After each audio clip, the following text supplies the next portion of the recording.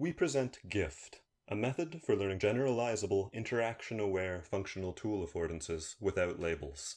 This tool can be used to drive in a peg. This one can be used to reach into a constrained space. And this one can be used to hook and pull an out-of-reach object. In fact, each of these tools can be used in multiple ways.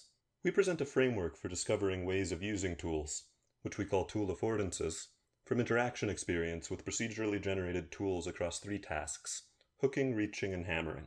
To do this, we extract contact data from sampled trajectories and use it to train an affordance model that can predict grasp and interaction points from RGBD observations of novel tools.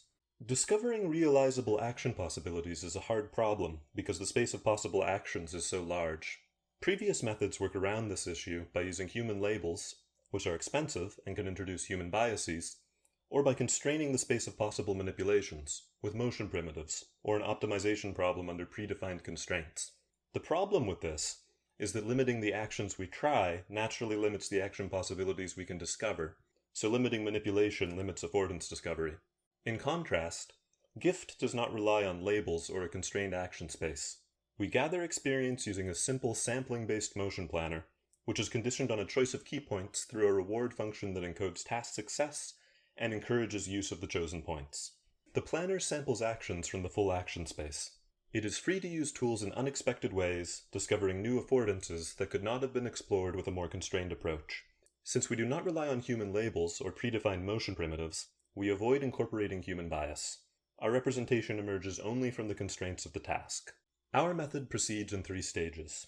First, we collect experience to learn from. Next, we extract training examples from the sampled trajectories. And finally, we train our affordance model. To collect experience, we sample a tool from our training set, place it on a table, and capture an RGBD observation of the tool from above. From this observation, our sparse KP network infers a set of key points representing the tool's geometry, and providing possible choices of regions to grasp and interact with. This module is pre-trained using unsupervised keypoint losses and is shared across tasks. A grasp keypoint and provisional interaction keypoint are uniformly sampled from the sparse ones. We take a crop of the RGBD observation around the grasp keypoint and pass it to a grasping network to infer a nearby stable grasp. This grasp is executed before we generate the rest of the trajectory with MPPI. MPPI iteratively samples action sequences from the full action space and takes their average weighted by reward.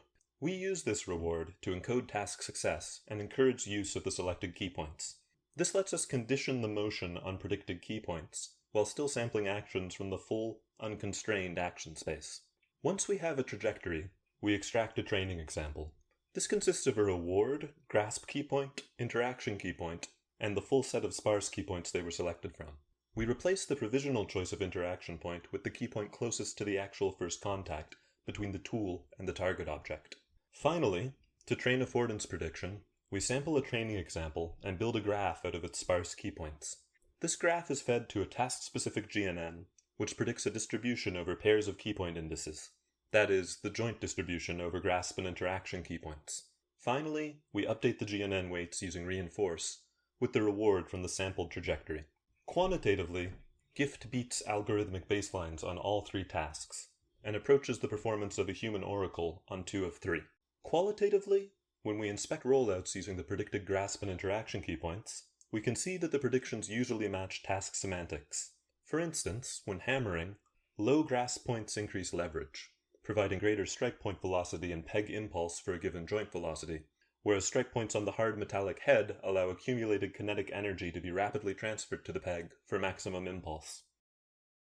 We've presented GIFT, a framework for tool affordance learning that discovers affordances from interaction experience and uses vision to generalize the discovered affordances to new tools. It does this without relying on human labels, which can be expensive and introduce bias, or predefined motion primitives that limit affordance discovery.